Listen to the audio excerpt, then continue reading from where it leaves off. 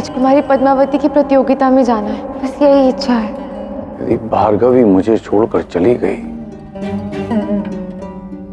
तो पूरे ब्राह्मण समाज से यश, समृद्धि और ऐश्वर्य अपने साथ सदैव सदैव के लिए ले जाएगी। समस्त ब्राह्मण समाज श्रीहीन हो जाएगा। मैं आपको श्राप देती हूँ, लक्ष्मी कभी ब्राह्मणों को नहीं मिलेगी। मैं लक्ष्मी का श्राप फलित नहीं होने दूंगा। मैं भार्गवी को कभी ज्ञात ही नहीं होने दूंगा कि वो विष्णु की अर्धांगिनी है।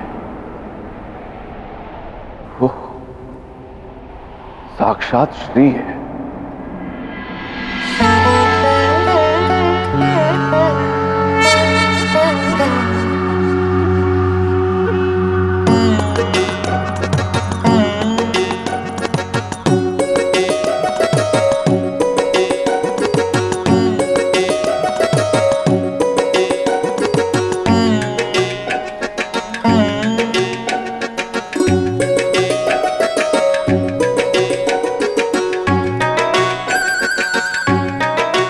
श्रीनिवास, अरे कहां जा रहे हो भाई?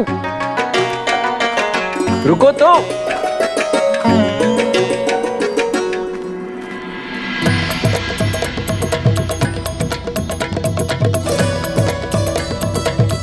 अरे कोई उत्तर तो दो। क्या श्रीनिवास, तुम उत्तर क्यों नहीं दे रहे हो? और ये प्रत्येक पेड़ पर श्री श्री क्यों लिखे जा रहे हो तुम? क्योंकि जहां श्री का वास है वहां श्रीनिवास है।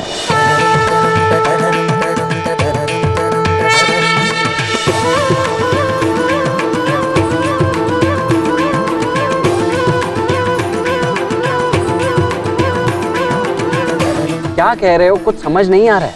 वो इसलिए क्योंकि समझ का संबंध होता है समय से।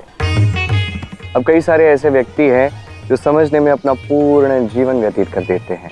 अब कुछ लोग ऐसे होते हैं जो किसी और जन्म में ही समझते हैं। और आप गोविंदराज, आप तो अत्यंत समझदार हैं, अवश्य ही किसी और जन्म में समझेंगे।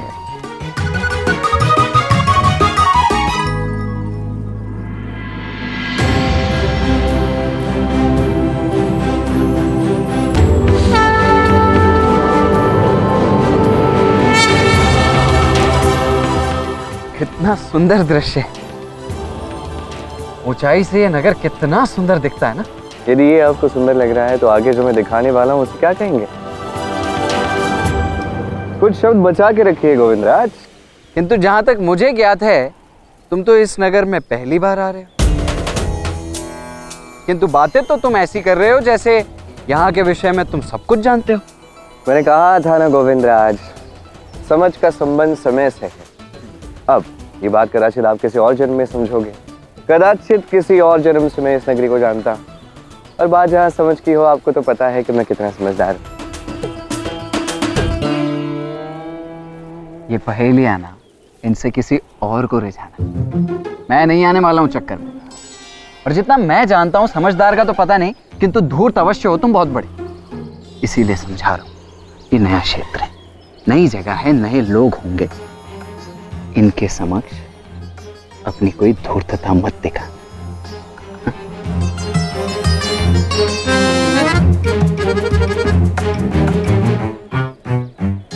तुम मुस्कुराए क्यों है? अर्थात तुमने पहले से मन बना रखा है कि वहां चलकर कोई बड़ा उत्पात मचाना है? मैं कहाँ उत्पात मचाता हूँ गोविंदराज, आप भी देखो, मैं तुम्हें पहले भी समझा चुका हूं, फिर समझा रहा हूं कि हम अपना घर, अपना गांव सब कुछ छोड़ छाड़ कर यहाँ एक नए समृद्ध राज्य में इसीलिए आए हैं ताकि कोई काम ढूंढ सके, अपना घर बसा सके, अरे जीवन में कुछ बड़ा कर सके, नाम बना सके, यश पा सके। ये उचित कहा गोविंदराज। वैसे आपको पता है, एक नाम वो होता है जो जन्म से मिलता है, और एक नाम वो होता है जो हम अर्जित करते हैं। और ये नाम इस संसार से जाने के पश्चात भी जीवित रहता है। और मैं भी यहाँ एक ऐसा ही नाम बनाने आया, एक ऐसा नाम जो कभी नहीं मिटेगा। बस हाँ, हमारे नाम बनाने के क्षेत्र भिन्न है। ये बड़ी अच्छी बात कही तुमने। वैसे मैं समृद्धि में अपना नाम बनाना चाहता हूं। तुम किस क्षेत्र में बनाना चाहते हो? क्या पाना चाहते हो? पाना नहीं चाहता, खोजना चाहता हूं उसे जिसके साथ मेरा अस्तित्व जुड़ा हुआ है, वो जिसके बिना मेरा घर, मेरा धर्म दोनों अधूरा है। उसे पाना चाहता हूं जो एक श्राप के कारण नहीं, एक वरदान के कारण मुझसे दूर है। मेरी लक्ष्मी, मेरी लक्ष्मी। तुम्हारी इच्छा है कि तुम जाओ और मेरी इच्छा है कि तुम मत जाओ। क्या अपने पिता के लिए इतना भी नहीं कर सकती तुम?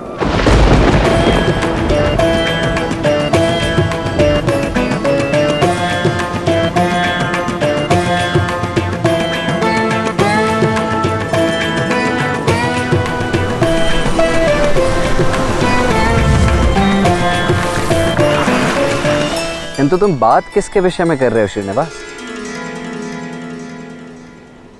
उसके विषय में जिसे मैं जानता पर पहचानता नहीं, वो जो सदैव मेरे साथ है पर कब से उससे मिलना चाहता हूं।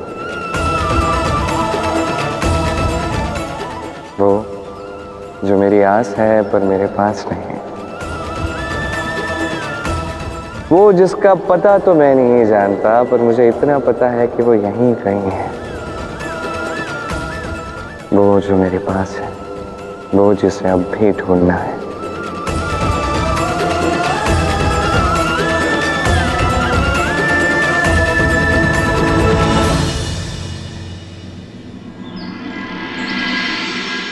महाराज आकाश की पुत्री राजकुमारी पद्मावती पधार रही है।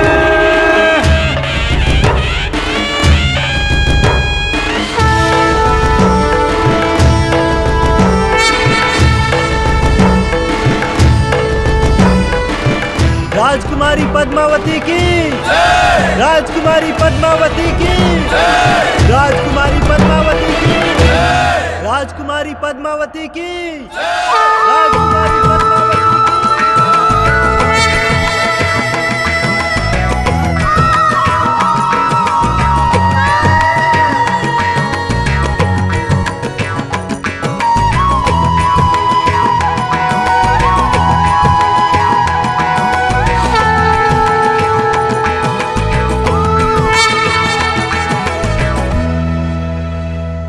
संसार के लिए नृत्य एक मनोरंजन होगा, पर मेरे लिए ये अर्चना है, आराधना है, भगवान शिव के निकट जाने का माध्यम। और इसीलिए हर वर्ष इस नृत्य प्रतियोगिता का आरंभ भगवान शिव के नटराज रूप के आशीष पाकर होता है।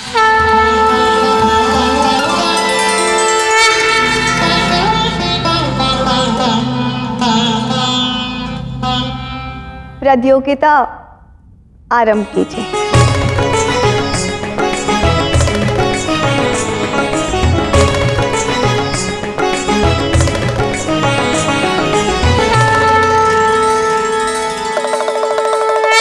आनंद तांडव प्रतीत होता है कुमारी पद्मावती की भेंट से नटराज प्रसन्न हुए हैं। हाँ गौरी, प्रसन्न तो मैं बहुत हूँ, परंतु केवल इस भेंट के कारण ही नहीं, मैं प्रसन्न हूँ उस घटना के कारण जो ब्रह्मांड के रंगमंच पर रची जाने वाली और जिसका मैं साक्षी बनूंगा। आपका संकेत भ्राता नारायण और देवी लक्ष्मी की ओर है, अर्थात श्रीनिवास और भार्गवी की ओर।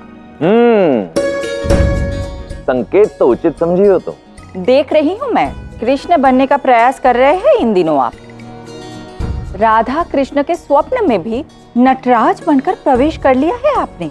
इस गाथा में मेरे आराध्य, मेरे इसी नटराज रूप से ही सबसे अधिक जुड़ने वाले। मैं समझ नहीं पा रही। यूं समझ लो कि इस नाट्य का सूत्रधार भी मैं हूं और साक्षी भी। इसीलिए मैंने स्वयं को वहां नटराज के रूप में स्थापित किया।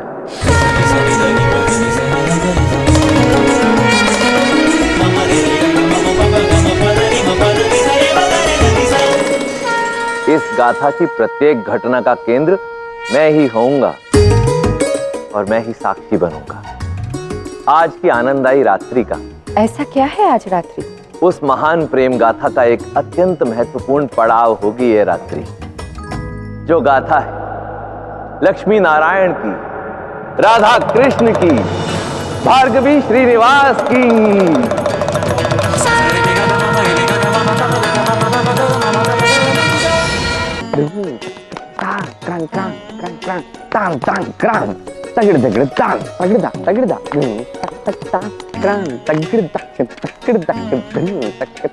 अरे सच में अपना आपा खो चुके हो क्या श्रीनिवास? क्या रहे हो? वो क्या है, आज मेरे हृदय के भीतर मुझे ऐसा आभास हो रहा है कि संगीत गूंज रहा है। ओहो, क्या संगीत! कितना भाग्यशाली हूं मैं कि ये जो तुम बड़बड़ा रहे हो, जिसे संगीत कह रहे हो, वो मेरे कानों में नहीं बज रहा है। और मेरी तो महादेव से कामना है कि यदि ये संगीत है तो कभी मेरे कानों में ना बजे। अब बंदर क्या जाने अदरक का स्वाद। क्या कहा तुम? मैंने कहा कि स्वाद से स्मरण हुआ कि कुछ तो स्वादिष्ट खाना है मुझे। चलिए कुछ खा लेते हैं। भोजन के अतिरिक्त कुछ स्मरण आता है? देखो, सूर्यास्त का समय है। सूर्य के अस्त होने के साथ साथ अपनी इस भूख को भी अस्त कर दो, क्योंकि दोनों समय का भोजन करने जितना धन नहीं है हमारे पास। आज का भोजन हो चुका है, अब कल प्रातः मार्ग में ही भोजन करेंगे। ठीक है, स्वर्ण की दुकान बन के घूम रहे हैं हम, इसे बेच देते हैं। वैसे भी नकली है। इन आभूषणों पर तुम अपनी ये दृष्टि डालना भी मत। ये आभूषण ऐसा ही नहीं है, एक विशेष कार्य के लिए। अच्छा, क्या विशेष कार्य है इन नकली आभूषणों के साथ? अरे जितने भी धनी लोग हैं वो हमसे वार्ता क्यों करेंगे? तभी ना, जब उन्हें लगेगा कि हम भी धनी हैं। तो ये उन्हें दिखाने के लिए है, अन्यथा कौन हमसे बातें, कोई भेंट भी क्यों करेगा हमसे? देखिए, तीर्थ यात्रा पे जाके यदि पवित्र जल में डुबकी नहीं लगाओगे तो पुण्य व्यर्थ नहीं करोगे ना? बस ऐसे ही किसी स्थान पे जाओगे और वहां का भोजन नहीं चखोगे तो अर्थ ही क्या है इस प्रवास का? जाना चाहिए, कहीं किसी स्थान पे जाके बैठ के खाना चाहिए। आपको पता है इससे क्या होता है? कहीं बैठ के भोजन करो तो आपको उस स्थान के विषय में बड़ी जानकारी प्राप्त होती है। मात्र भोजन से ज्ञात हो जाता है कि वहां बसने की कितने प्रतिशत संभावना है। स्वादिष्ट भोजन खिला के तो देखिए, आपको उस स्थान के विषय में ऐसी ऐसी बातें बताऊंगा, ऐसी ऐसी बातें बताऊंगा जो आपने कभी सोचा भी नहीं होगा। क्या हूं, चलना है?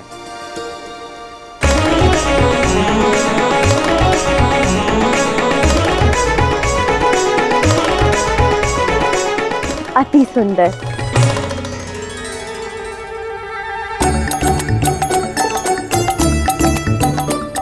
देखा, मैंने कहा था ना, हमने थोड़ा ढूंढा तो हमें ये मिल गया। सोचो पूर्ण मन से ढूंढते तो हमें, छोड़िए, आज इसी से काम चला लूंगा।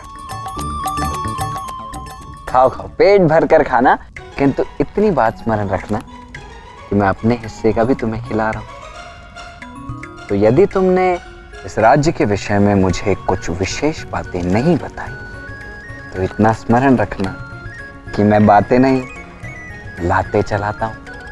ये ऐसे बात बात पे क्रोधित होना बंद कर दीजिए। आप इतने तपोगे, हलवाई को ज्ञात हुआ तो आपके सर को भट्टी समझ के कढ़ाई रख देंगे। चलिए भोजन करते हैं।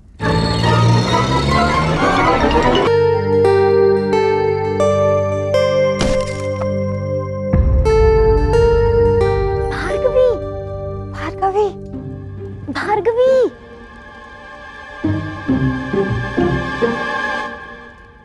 देखा है मेला कैसा था, और नृत्य प्रतियोगिता में विजयी कौन रहा, और राजकुमारी पद्मावती कैसी दिखती है। प्रतियोगिता अभी भी चल रही है और कुमारी पद्मावती भी वही है। स्वयं अपनी आंखों से देख लेना। चल, हम तुम्हें लेने आए हैं। तुम्हारी इच्छा है कि तुम जाओ और मेरी इच्छा है कि तुम मत जाओ। क्या अपने पिता के लिए इतना भी नहीं कर सकती तुम? नहीं नहीं, नहीं आ सकती। पिताश्री ने मना किया है ना, उन्हें बुरा लगेगा। बाबा को बुरा तो तब लगेगा ना जब उन्हें पता चलेगा कि तू वहां गई है, और वो तो कब के सो गए होंगे ना। हाँ, चलना, जाएंगे और थोड़ी देर में वापस आ जाएंगे, और किसी को पता भी नहीं चलेगा।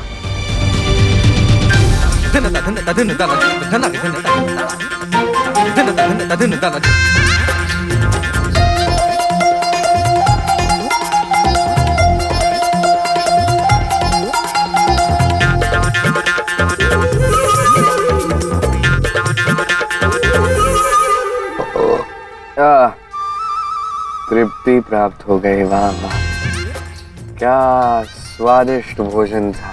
ऐसा लग रहा है उचित स्थान पर आए थे और मुझे जो पाना है ना, मुझे लगता है यहीं मिलेगा।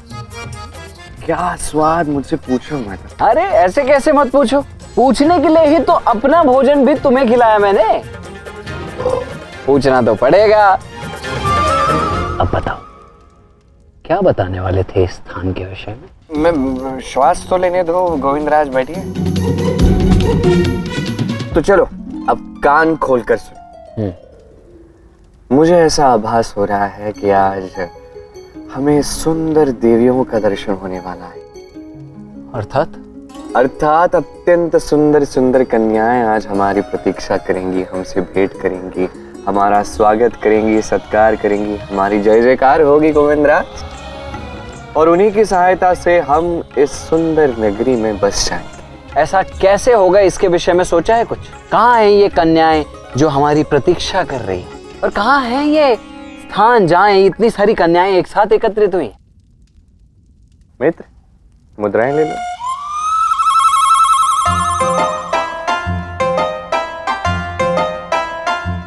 वैसे अनुचित नहीं कह रहा है बंधु, यहाँ आज सच में बहुत ही सुंदर कन्याएं उपस्थित हैं। आज यहाँ नटराज के मंदिर में नृत्य प्रतियोगिता हो रही है। अर्थात तुम सत्य कह रहे थे? अर्ध सत्य। कन्याएं वहाँ अवश्य हैं, पर आप वहाँ नहीं जा सकते। उत्सव केवल स्त्रियों के लिए ही है।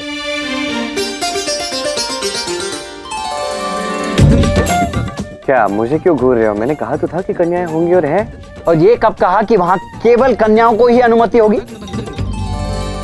गोविंदराज यही बात तो नहीं समझ पाते, ये अनुचित है। स्त्री और पुरुष के मध्य में ये भेद, ये नहीं होना चाहिए। और हम ही ने तो इसका आरंभ किया है, हम ही को इस भेद का अंत भी करना चाहिए। हाँ चलो देखते हैं क्या मिलता है वहाँ हमें। गोविंदराज आपको तो कुछ ज्ञात नहीं है, मुझे तो यहाँ पे सब कुछ मिलने वाला है। श्रीनिवास को यहाँ उसकी श्री मिलेगी।